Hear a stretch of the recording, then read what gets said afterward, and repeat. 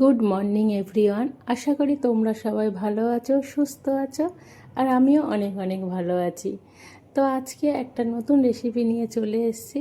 আজকে বানাবো সর্ষে ইলিশ। তো ইলিশ অলরেডি অনেকে খেয়ে ফেলেছে, তো এই সিজনে আমরা এই ফার্স্ট টাইম ইলিশ খাচ্ছি। কারণ আমার ছেলে হচ্ছে ইলিশ খায় না, তার জন্য ইলিশ খুব একটা আমাদের বাড়িতে আনা হয় না। তবু সিজনের জিনিস তো খেতেই হবে। তো চলো, সর্ষে ইলিশ বানানোর জন্য আমি কিছুটা কালো সর্ষে নিয়ে নিয়েছি, সাথে দুটো কাঁচা লঙ্কা, আর সাথে একটু নুন দেব।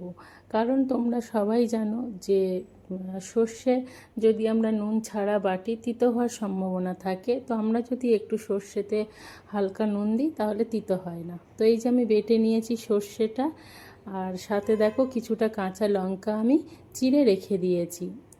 আর এই মাছগুলো দিয়ে আমি ভালো করে মাখিয়ে নেব। তো চলো তোমরা দেখতে থাকো আমি কি করি।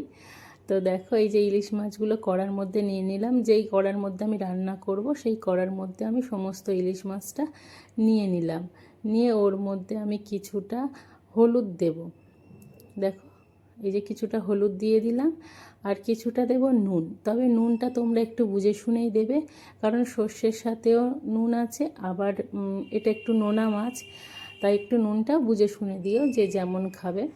আর দেখো, কাঁচা লঙ্কাগুলো আমি সব দিয়ে দিলাম, আর যেটা আমি লঙ্কা দিয়ে যে সর্ষেটা বেটে রেখেছিলাম সেটাও আমি এর মধ্যে দিয়ে দেব।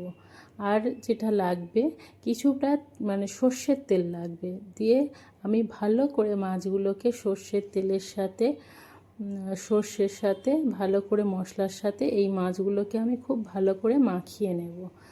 তো অনেকেরই বাড়িতে হয়তো হয় যে বাচ্চারা খায় না। তো ইলিশ মাছটায় কাটার জন্য আমার ছেলে খায় না, ওর একটা স্মেল আছে, সেটা ছেলে ভালো লাগে না, ভালোবাসে না নিতে।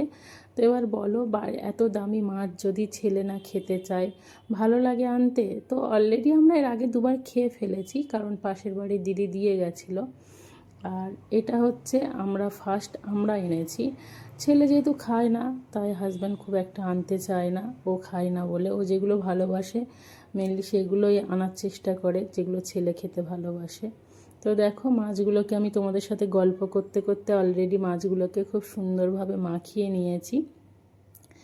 এবার এর মধ্যে যে বাটিতে আমি সর্ষে বেটে রেখেছিলাম, ঠিক সেই বাটির এক বাটি আমি জল দেব।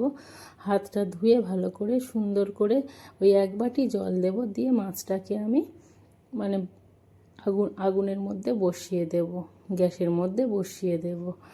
তো দেখো, সুন্দর করে এই যে মাখিয়ে নিয়েছি। নিয়ে আর ইলিশ মাছ হতে তোমরা তো জানো খুব একটা সময় লাগে না, হার্ডলি 15 থেকে 20 মিনিটের মধ্যে কমপ্লিট হয়ে যায়। তো আমি ডাইরেক্ট কাঁচা ইলিশই করলাম। তো এই যে ফুটতে দিলাম। তো 5 মিনিট পরে দেখো, আমি অলরেডি ঢাকনাটা খুলে দিয়েছি। দেখো কেমন দেখতে লাগছে। তারপরে আমি মাছগুলোকে অপোজিট সাইডটা আবার হতে দেব। যে সাইডটা নিচে ছিল সেটাকে আবার উপরের দিকে দিয়ে চেঞ্জ করে দেব সাইডগুলোকে, যাতে উপর নিচ দুটো সাইডই খুব সুন্দরভাবে রান্না হয়। তো অনেকে অনেকভাবেই বানায়, বাট আমি এভাবে বানালাম। আর ইলিশ মাছ তো অনেকভাবেই খাওয়া যায়, তো আজকে ভাবলাম এটা বানাচ্ছি তোমাদের সাথে একটু শেয়ার করি। তো এই যে আবার দেখো, 10 মিনিটের জন্য আবার রান্না করতে দিয়েছিলাম, আবার কমপ্লিট হয়ে গেছে। এবার আমি উপর থেকে হালকা সর্ষের তেল দিয়ে আমি রান্নাটাকে কমপ্লিট করব। তো গ্যাস বন্ধ করে দিলাম। দিয়ে দেখো, এই রকম দেখতে হয়েছে। আর তোমরাও কে কেমনভাবে বানাও একটু কমেন্ট করে জানিও। আর আমার ভিডিওটা ভালো লাগলে একটা লাইক, কমেন্ট, শেয়ার করে দিও। আবার নেক্সট ভিডিওতে তোমাদের সাথে দেখা হবে। ততক্ষণ তোমরা সুস্থ থেকো, ভালো থেকো, সাবধানে থেকো। তো চলো, টাটা, আজ এই পর্যন্ত।